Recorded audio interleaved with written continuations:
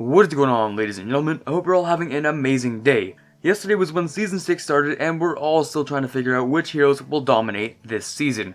It hasn't been too terribly long since the season started, so I thought it would be nice if I outlined 5 heroes that will certainly take you far if you decide to pick them up this season. Every video that you've seen so far on YouTube is just speculation, and this video is no different because we aren't that far into the season, so we don't know the perfect strategy or hero yet. Not to mention the incoming Diva and Mercy changes, so yeah. Just to make sure you guys can all do your best while trying out these heroes, I'll throw in a few tips for each. So, without any particular order, let's start off with Junkrat at number 5. Well, he got a buff, what else do you want? Fine, alright, so we got a second Mind Charge, which feels almost a little bit OP in 1v1 situations. Or in almost any situation, really. His Riptire also moves faster. Combined, it's really almost unstoppable, especially at choke points. Personally, I don't really think that Junkrat needed that buff, but here it is, and we just have to pretend it's not there, I guess. But if you're Junkrat main, you are definitely gonna have a good season. You have my official guarantee. It's not just his ability to hold chokes, it's also his great ability to destroy barriers and shields super easily. We're going to be seeing more Reinhardt and maybe a little bit more Orisa with her barrier buff, so Junkrat is a nice pick to counter those. Also, Diva's ability to eat all of your damage is going to be cut in half, so you're also much more effective against even an extremely good Diva. I used to play Junkrat on defense during Season 4, and although I wasn't very good at him, there are a few cheesy tricks that you can pick up on just to get a little bit more value out of his kit. Something that is very important to realize while ulting is to do it during a fight with your team and make it quick. The longer the enemy team has to react to your ult, the more spaced apart they will place themselves, and you really want them as grouped up as possible. Another trick, try to use your mines to peel if you can. It's super easy to move enemies using your mines, and with double the amount as before, you should really be keeping at least one of them to throw enemies off of your healers and keep the most important members of the team alive. Using these tips are great for a more team-based Junkrat that's a little bit more on the defensive side, so don't be afraid to try these out and hone your Junkrat spamming skills.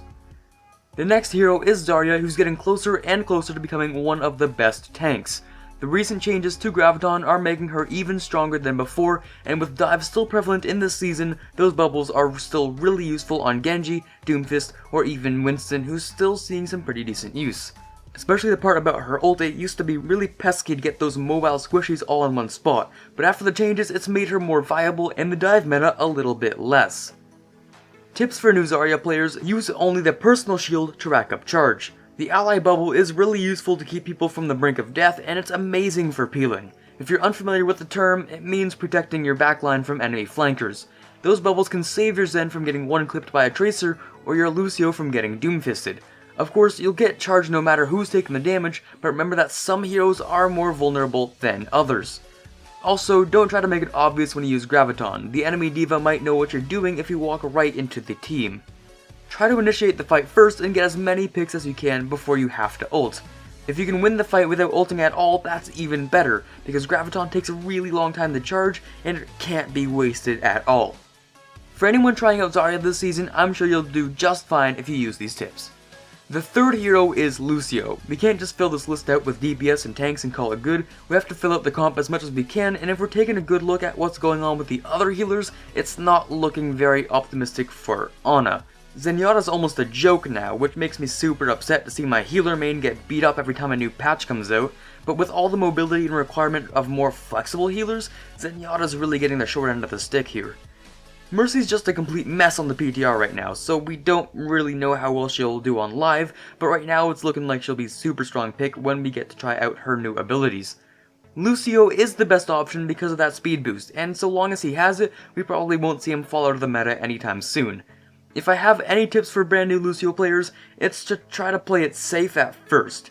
You might really want to play like DSP Stanky and try to be the DPS Lucio, but at first, you don't have to do all the wall riding all of the time and making insane tricks and boops. You might see some of my videos when I've been playing a lot more Lucio recently, and I'm doing some crazy maneuvers and wall riding about every half a second, but nobody really starts out that way. Just try to amp up your healing as much as you can when you need to, and peel with your boops as much as you can. We're getting pretty close to the end here with the fourth hero being Soldier 76. Soldier's always been a really good choice no matter what. Since his DPS was nerfed a little bit a long time ago, we haven't gotten any complaints about him being OP or underpowered, and his pick rate didn't suffer that much either. He's always been a really solid choice for attack and defend, and if you want to try out a healer that's super well rounded and has an easy to pull off ultimate, Soldier is definitely the best hero for you. It's not like he's a super easy hero to play either. Your tracking and accuracy play a huge role, and the longer you play him for, the better you'll get with your aiming.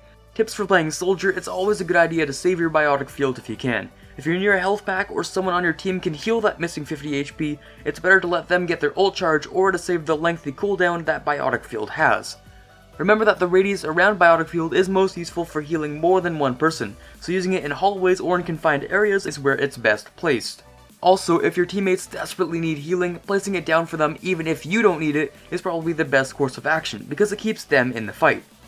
Finally, fire your Helix rockets at the highest concentration of damage.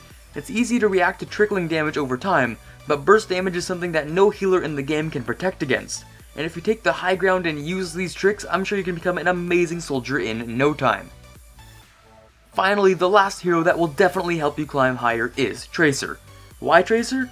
Well, think of Tracer as like a ruler. You use Tracer to measure all of the abilities of other heroes to deem if they're fair.